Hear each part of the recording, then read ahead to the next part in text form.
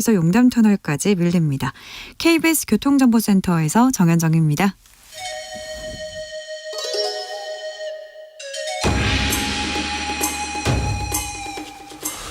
빛보다 빠르게 슉슉, 바람보다 가볍게 슉슉. 경제 공부 술술. 경제를 알아야 인생의 고수가 된다.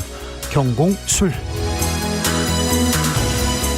오늘의 경제 선생님은 서울대 국제대학원 김현철 원장입니다. 어서 오십시오. 예, 안녕하십니까. 귀한 분 모셨습니다. 아닙니다. 원장님, 예, 저는요 경제 생각만 하면 눈물이 날라고 합니다. 특별히요. 예, 특별히 일본한테 경제 성장이 밀린다. 예. 이 수치를 보고는요, 정말로 축구 한일전에서 진 것처럼, 굉장히 좀 분노하고 있습니다. 아니, 저도 마찬가지인데요. 네. 그냥 전 게 아니고 네. 이렇게 경제 성장률이 뒤집어지는 거는 네. 이거는 대역전패거든요. 네. 왜냐하면은 우리나라 잠재 경제 성장률이라고 경제가 성장할 수 있는 능력을 한 2.0%에서 2.5% 네. 저 GDP 성장을 보거든요. 네. 근데 일본은 거기에 비하면은 0.5% 내지 0.8%를 봐요. 예. 그러니까 우리나라가 일본보다는 경제를 성장할 수 있는 능력이 4배 강하거든요. 아, 예. 그러면은 축구에 이야기하면은 우리가 4대1로 앞서는 나라였어요. 네. 그런데 이제 25년 만에 네. 이게 4대1이 아니고 네. 4대5로 역전패 당하는 게 예. 원래 발생할 수가 있는 거거든요. 지금 우리나라 3분기 경제 성장률이 1.5% 정도 될 것 같고요. 일본은 1.8%입니다. 일본이 네. 우리를 역전했습니다. 그런데요, 이거 일본 경제가 계속해서 저성장이었지 않습니까? 그렇죠. 그런데 일본은 경제가 좀 살아나고 우리는 좀 경제가 지금 위축되고 그렇습니까? 맞습니다. 이게 이제 그 대역전패를 당했으면은 이제 두 가지를 봐야 되는 건데, 축구에서 대역전패를 당했다면은 일본이 잘해서 우리가 역전패를 당했는지, 네. 우리가 못해서 역전패를 당했는지 네. 짚어봐야 되거든요. 짚어보죠. 네. 그래서 경제도 마찬가지예요. 네. 일본이 지금 잘하고 있는 게 뭔지, 예. 우리가 못하고 있는 게 뭔지를 짚어봐야지 예. 왜 경제 분야에서 우리가 대역전패를 당했는지 알 수가 있는 거죠. 그렇죠. 잃어버린 30년 다 기억하시지 않습니까? 다 알지 않습니까? 일본은 30년 동안 저성장의 늪에서 빠져나오지 못했는데 거기는 성장하는 것 같고 우리가 일본의 저성장 그 늪을 따라가는 거 아닌가? 그 심각하게 걱정됩니다. 맞습니다. 네.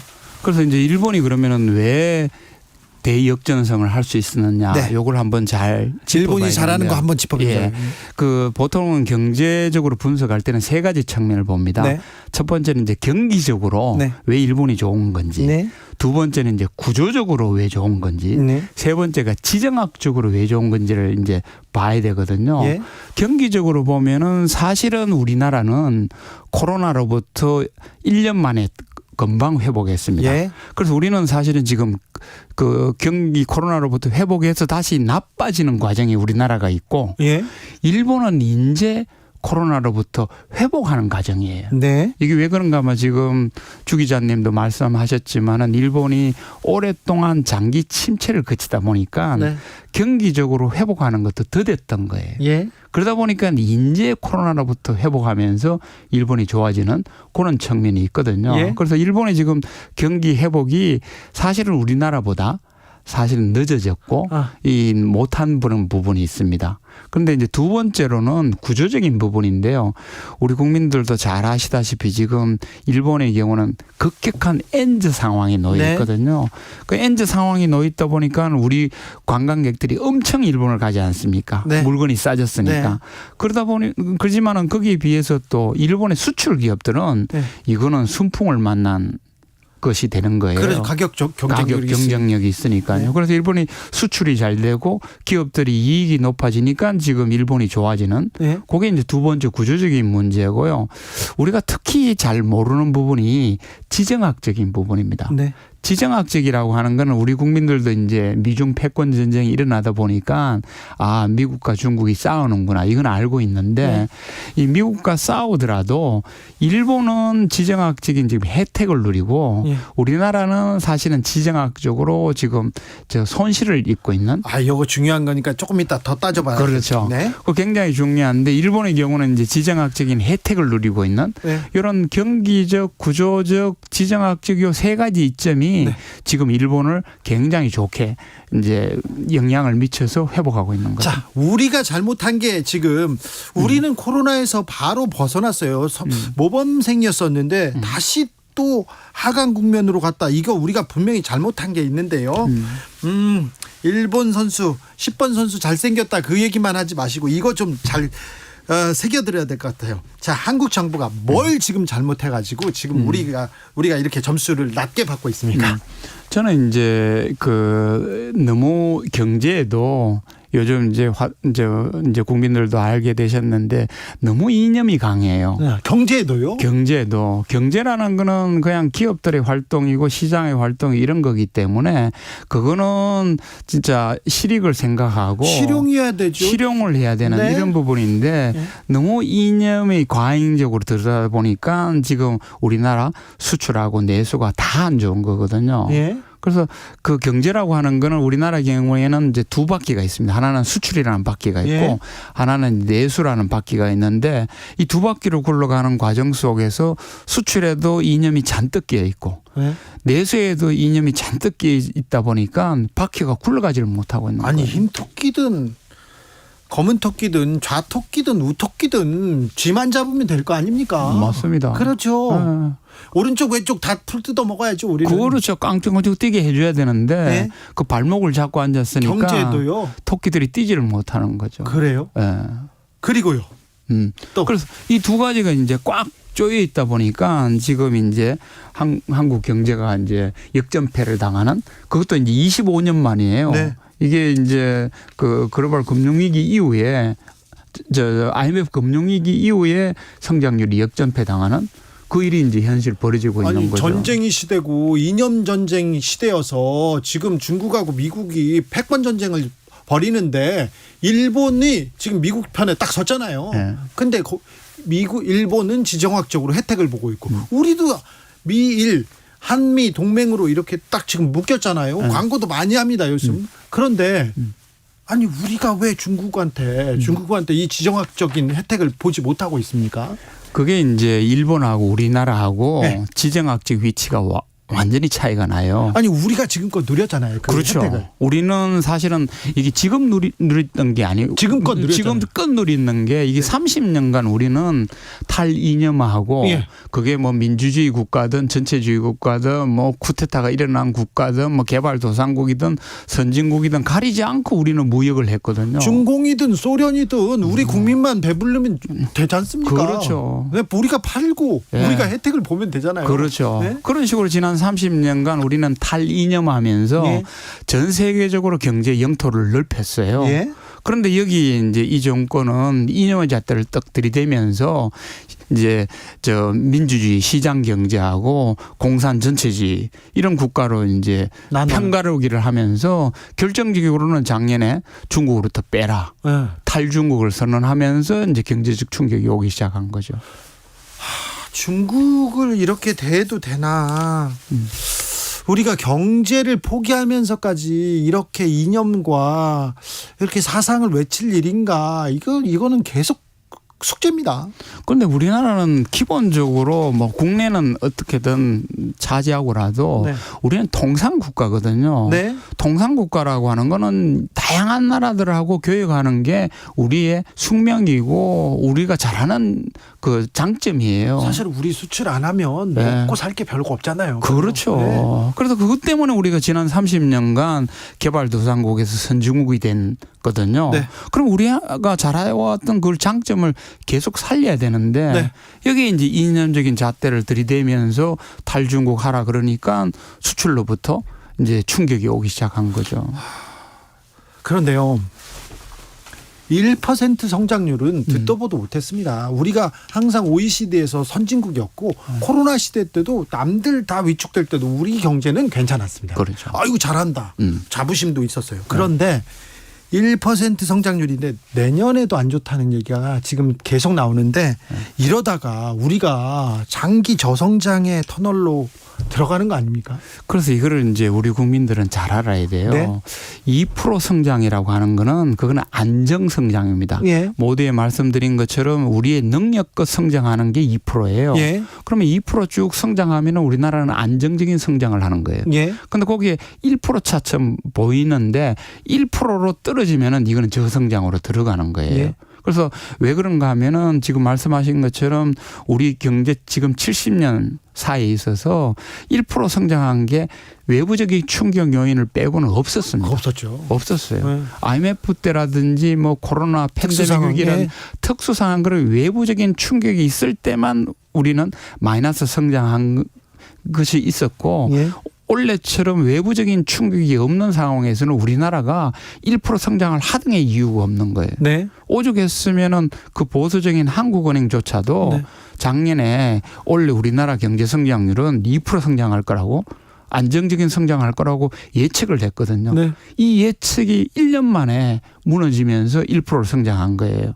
이게 이렇게 되면서 이제 25년 만에 일본에 역전패당하는 이런 게 있는데 더 큰 문제는 내년입니다. 네. 왜냐하면은 원래 이렇게 1.4% 성장하고 지금 국제투자기관들은 내년에 한 1.9%, 1.8%, 1%대 성장할 거라고 이제 예측을 하고 있거든요. 예. 근데 2년 연속 이렇게 1% 성장하는 거는 우리가 70년 경제개발사 이후에 처음 있는 일입니다. 그리고 아니 3% 4% 하다가 떨어진 게 아니라 1%에서 그 다음에도 1%면 그냥 제자리 걸음. 오히려 물가 오르고 다른 거 오르고 그러면 뒷걸음질 치는 거 아닙니까? 맞습니다. 그래서 이제 내년에 만약에 이제 1%까지 성장해서 2년 연속 이제 1% 성장하면은 네. 우리는 안정 성장을 버리고 저성장으로 들어간다는 각오를 해야 되는 거예요. 그럼 어떻게 각오해야 됩니까? 어떻게 되는 겁니까? 그러면 그래서 이게 지금 경제가 성장하지 않으면 우리는 어떤 세상에서 살게 됩니까? 지금 우리 국민들이 이제 경험하지 않습니까? 네. 경제는 1%밖에 성장하지 않는데 네. 물가가 막 올라요. 네. 그리고 유가도 막 오릅니다. 네. 그러면 우리 국민들이 지금 피부로 내 소득이 줄고 있다고 느끼는 거잖아요. 네. 우리 월급이 지금 실질 소득이 줄어들고 있는 거예요. 지금 줄어들었어요. 줄어들고 있어요. 네. 그러면 느껴요. 이 사람들이 요즘 나가서 야 식사 한번 하기도 힘들다. 네. 뭐 저 슈퍼 가서 과일 사기도 힘들다. 네. 이것을 우리 서민들은 직감하고 있는 거거든요. 네. 이런 현실이 벌어지는 게 바로 저성장의 상황입니다. 이제 앞으로 어떻게 되는 건가?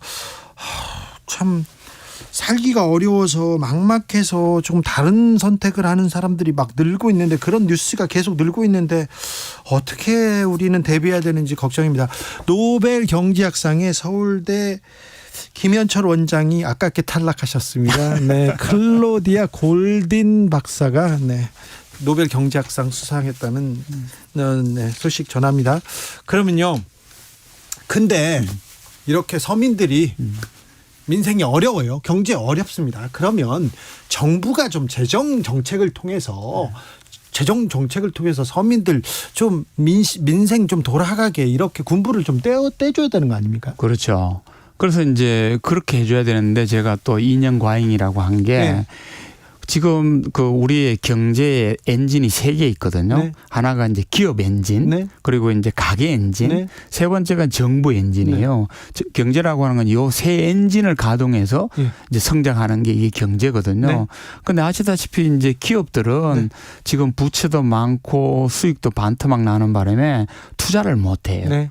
그리고 이제 가게도 지금 금리가 오르고 물가가 오르니까 가게도 너무 힘들어요. 너무 힘들고 또 부채가 지금 OECD 국가 중에 최악이지 않습니까? 네네. 가계 부채는 너무 예. 계속해서 경고 신호 들어옵니다. 예. 그러면 마지막 엔진인 정부가 예. 재정을 풀어서라도 경제를 활성화시켜야 되는데 이 정부는 그거를 건전재정이라는 네. 2년적 잣대를 딱 가지고 정부도 엔진을 가동하고 있지 않는 거예요. 네. 그러면은 세계 엔진이 다 꺼지면은 경제는 1%로 추락할 수밖에 없는 보수 거죠. 정부에서는 이렇습니다. 아니 우리도 재정 풀고 싶다. 돈 많이 풀어서 가게에 좀 민심 좀 훈훈하게 좀 데피고 싶은데 지난 정부에서 돈을 다 써서 우리는 허리띠를 조여매야 된다. 건전재정하겠다. 이렇게 얘기하던데. 그게 이제 일본하고 정반대예요. 예. 일본은 지난 30년간 어려웠더라도 네.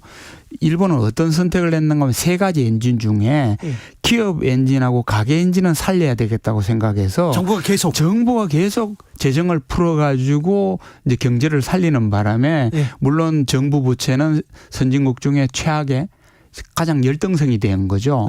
그런데 우리나라는 어떤 선택을 했는가 하면은 기업을 살려야 되고 라는 부분에서는 일본하고 동일하지만 우리는 가게를 버리고 정부를 보호하는 이 정책으로 지금 턴을 한 거예요. 어찌 보면 지금 정부는 정부는 부자고요. 기업도 부자인데 이게 개인들만 가난한 세상. 그건 맞습니다. 그게 이제 일본하고 정반대 길을 선택한 거예요. 네. 일본은 가게도 살리고 기업도 살리면서 그 부담을 정부가 떠안았는데 우리나라는 거꾸로 가게가 더 힘들게 하고 정부가 굉장히 우동생으로 부채가 적은 이 구조로 지금 가고 있는 거죠. 그렇죠. 그러다 보니까 이제 경제는 더 힘들어지고 있는 거죠.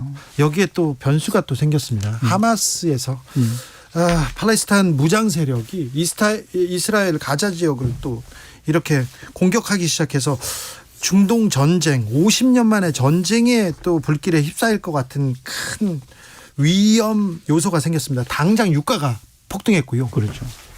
전쟁이 나면 전쟁의 시대에 접어들면 우리는 어떻게 됩니까?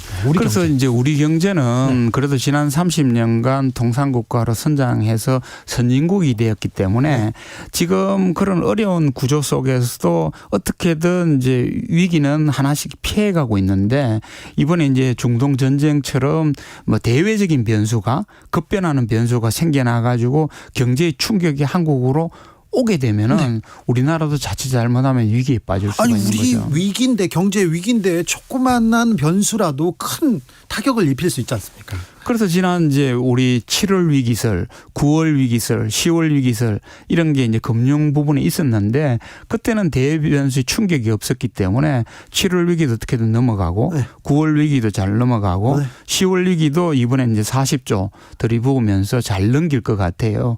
그런데 이제 이 중동 전쟁이나 뭐 이런 대변수가 터지면은 이 위기를 넘기는 데 있어서 굉장히 어려워지고 그게 이제 우리나라의 경제 위기로 전이될 수 있는 그거를 이제 오히려 더 걱정해야 되는 상황에 놓여 있는 거죠. 다시 한일 경제로 잠깐만 돌아가겠습니다. 일본이 30년간 저성장할 때 우리는 막 4%, 5%, 3%, 2%, 2.5% 계속 고성장을 하면서 일본 경제를 지금 따라잡으려고 막 노력해 왔습니다. 노력하다가 작년부터 올해부터 내년부터 우리는 지금 일본한테 오히려 따라잡힐 것 같은데 일본은 계속해서 성장세고 우리는 계속 하락세가 지속될 것으로 보입니까? 그래서 이게 저는 저 같은 일본 전문가는 너무 안타까운 거예요. 지난 30년간 우리가 탈이념 노선을 가지고 전 세계로 경제 영토를 넓혀서 우리가 선진국이 되었잖아요. 그 선진국이 되는 과정이 아주 절묘하게 일본을 추월했어요. 그러니까요. 일본이 추월했는데 오늘 모두에 말씀드린 것처럼 우리가 갑자기 올해 역전패를 당하고 내년도 역전패를 당하면은 지금까지 일본을 그렇게 잘 추월한 한국이 이제는 오히려 일본보다 더 추락하게 되는. 그런데요, 일본의 30년간 저성장의 늪을 봤잖아요. 우리가 거기서 보고 배워야 될 거 아닙니까? 맞아요. 우리는 30년 저성장으로 가면 안 되잖아요. 절대 안 되죠. 그런데 지금요. 따라가고 있는 게 이제 안타까운 거죠. 그러면 안 되잖아요. 안 되죠. 왜 우리 지난 30년간은 일본하고 결별해가지고 그렇게 잘 성장했는데 왜 다시 일본을 따라가려고 하고 있는 건가요? 일본하고 손잡고 지금 일본한테 지금 무역 통상 뭐 다 이득을 보고 있지는 않아요 지금. 그렇죠. 자, 원장님 그러면은 우리는 어떻게 해야 됩니까? 우리 정부는 어떻게 가야 됩니까? 그래서 이제 저는 클린턴 미국 대통령이 남긴 말이 유명한 말이 있잖아요. 바보야. 문제는 경제야. 그럼요. 똑같은 말을 해주고 싶어요. 지금 우리 정부한테 바보야. 지금은 이념이 아니고 문제는 경제야. 그럼요. 이 이야기를 지금 해주고 싶습니다. 모든 지도자들이 다 그 얘기를 하고 있는데 윤석열 대통령만 이념이 중요하다고 하는데 그런데요. 자, 경제로 가야 돼요. 아니, 국민들이 따뜻하게 밥 먹고 잘 사는 것보다 더 중요한 게 어디 있습니까? 맞습니다. 그래서 국민들한테는 네. 뭐 축구 산업 문제, 뭐 이념, 뭐 외교, 뭐 안보 이게 중요한 게 아니고요. 예. 먹고 사는 문제, 이거 먹고 사니즘이라고 하는데 이게 네. 더 중요합니다. 한 번 더 모셔야 되겠습니다. 예. 김현철 원장이었습니다. 예, 감사합니다. 사업장 폐기물 처리 올바른 방법으로 하고 계신가요?